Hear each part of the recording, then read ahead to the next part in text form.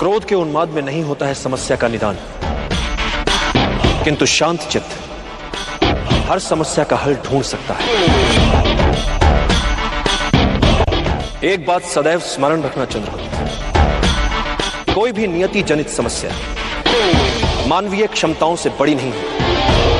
समस्या मात्र इतनी सी है कि अधिकतर लोग कठिनाइयों को केवल देखते रह जाते हैं, किंतु कुछ लोग कठिनाइयों के बीच रहकर भी अपने लक्ष्य को प्राप्त करने की क्षमता रखते हैं। इतिहास में केवल उन्हीं का नाम लिखा जाता है जो विषम से विषम परिस्थितियों में रहकर भी अपने लक्ष्य को दृष्टि में रखकर दैनिक समस्याओं में बिना उलझे लक्ष्य प्राप्ति के मार्ग में आने वाली कठिनाइयों को समूल सुलझा लेते हैं।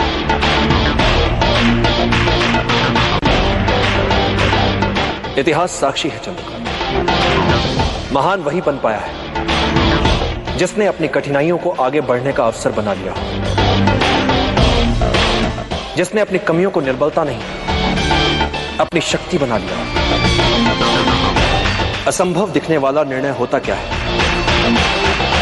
एक ऐसा कठिन निर्णय जो लिया जा सकता है, इसलिए चाहे जितना असंभव लगे निर्णय लो, क्योंकि समस्या को अनिर्णय से खींचोगे तो समस्या तुम्हें खा जाएगी। निर्णय लेने में साहस करो, फिर देखो इतिहास तुम्हारा नाम कैसे अमर बना देता है। एक सरल नियम है चंद्रगुप्त, समस्या तुम्हें समाप्त करे उससे पहले समस्या को समाप्त कर दो, जड़ से मिटा दो, ताकि वो अपना सर ही ना हो, ताकि वो अपना सर ही ना हो, ताकि वो। प्रणाम आचार्य। आयुष्मान भव। मेरे प्रश्न का उत्तर दो चंद्रगुप्त, तुम शिकारी की चुनौती को अस्वीकार क्यों कर रहे हो?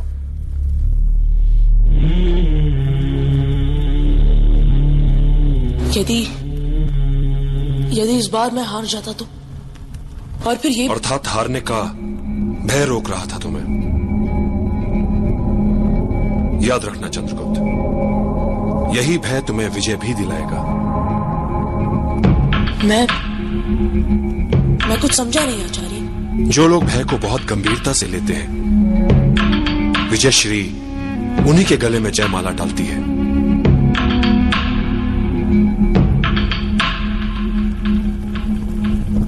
देखो वत्स, नियति तो यही कहती है कि अधिक पाना है, और अधिक पाने के लिए बहुत खतरा उठाना पड़ता है। कुछ लोग खतरा नहीं उठाते, जीवन जैसे चल रहा है बस जीते चले जाते हैं। पर जो प्रगति करना चाहते हैं, ऊपर उठना चाहते हैं, जो कुछ उनके पास है उसे दांव पर लगाने से नहीं डरते। संभावना है कि हार जाएं वे, कुछ ना कर पाए वे, पर ये जो कुछ कर दिखाने का प्रयास है, यही उन्हें औरों से अलग बनाता है। भले ही वे हार जाएं, पर यह संतोष उनसे कौन छीन सकता है कि उन्होंने कुछ अच्छा कर दिखाने का प्रयास तो किया। कष्ट उठाए बिना कुछ प्राप्त नहीं होता। जितनी अधिक अपेक्षा उतना अधिक कष्ट। सृष्टि का नियम, जिस तरह के विचार हम अस्तित्व को संप्रेषित करते हैं, उसी तरह की ऊर्जा अस्तित्व द्वारा हम तक पहुंचती है। याद रहे, विचारों का सकारात्मक होना अनिवार्य है, तभी राह सरल और सुगम होती चली जाती है।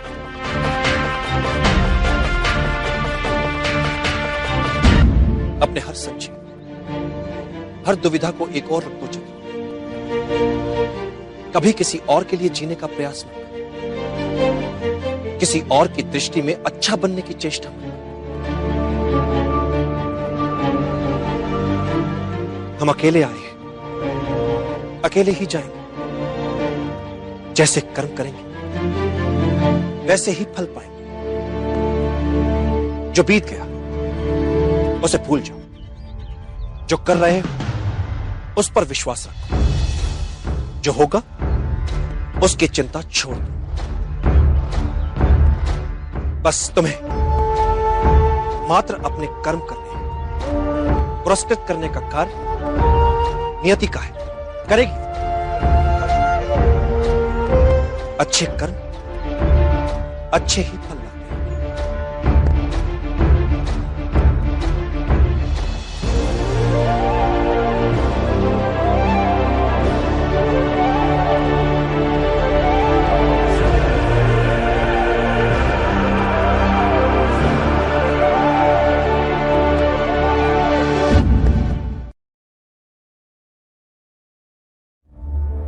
अनित्य होती है पराजय। व्यक्ति चाहे तो फिर से प्रयास कर सकता है विजय के लिए।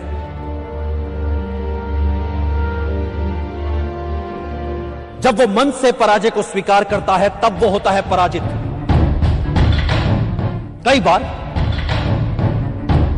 मन से पराजय को स्वीकार करने वालों को, हार से हताश होने वालों को इस बात का पता ही नहीं होता कि जब उन्होंने साहस छोड़ा तब वो विजय के कितने निकट थे। हर पराजय विजय यात्रा के मार्ग में आने वाली एक अनुभव मात्र होती है। ऐसा अनुभव जो हमें कुछ और सिखाता है, हमारी कमियां हमें बताता है, हमें विजय के और निकट ले जाता है। इसलिए यवनों से मिली पराजय को भुला दीजिए। आइए मिलकर एक बार फिर हम सब एक और प्रयास करते हैं। मिलकर किया हुआ प्रयास कभी व्यर्थ नहीं जाता। मिलकर आज हम अपने देश का एक नया इतिहास रच सकते हैं, एक नया समाज गढ़ सकते हैं, नियति के लिखे तक को बदल सकते हैं।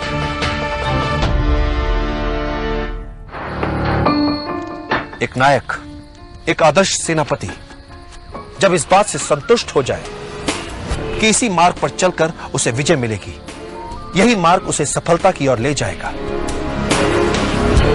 तो फिर उसे दृढ़ता के साथ अपने निर्णय पर टिकना चाहिए। फिर वो मार्ग चाहे कितना ही द्रूह क्यों ना हो, संकट भरा क्यों ना हो, फिर ये सारी शंकाएं एक आदर्श सेनापति के लिए अर्थहीन हो जानी चाहिए। राजनीति में कभी कभी एक साथ दो स्वार्थियों का सामना करना पड़ सकता है। ऐसे में ध्यान रहे उनको उनकी इच्छा के शस्त्र चुनने का अवसर ना दिया जाए। एक चतुर योद्धा वो नहीं जो विजयी होता है, चतुर योद्धा वो है जो सहजता से विजयी होता है। किसी भी योद्धा के लिए युद्ध में सबसे महत्वपूर्ण शस्त्र होता है गति। शत्रु की शिथिलता का अपनी गति से लाभ उठाओ, अनपेक्षित शैली अपनाओ, उसके असुरक्षित भाग पर आक्रमण करो। आमने सामने के युद्ध में शत्रु की गति को पहले समझो और फिर चौंकाने वाली गति से उसे पराजित कर दो। कुछ महत्वपूर्ण बातें और परिस्थितियों के अनुकूल शीघ्रता से ढल जाओ, यही विजय की कुंजी है। और युद्ध में मृत्यु के लिए सदा तैयार रहो। जिस घड़ी तुम्हें लगे कि अब कोई मार्ग नहीं बचा, उस समय उनका स्मरण करो जिनके लिए तुम जी रहे हो।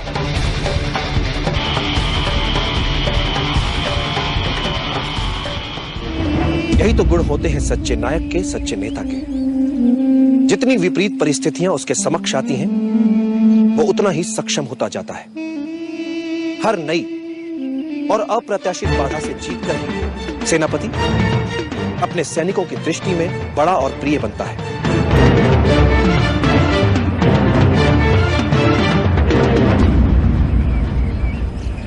चंद्रगुप्त, यह खेल जो तुम सहाल में खेलने जा रहे हो, हमारी योजना हमारा शत्रु पहले से ही जान रहा है। ऐसे में एक बात सदैव याद रखना कि शत्रु जो चाल चले, उसकी चाल के अनुसार तब तक चलते रहो जब तक उसे विश्वास ना हो जाए कि तुम उसकी चाल में उलझ चुके हो। और जब शत्रु असावधान हो जाए, उसे उसी की चाल में उलझाकर मार दो।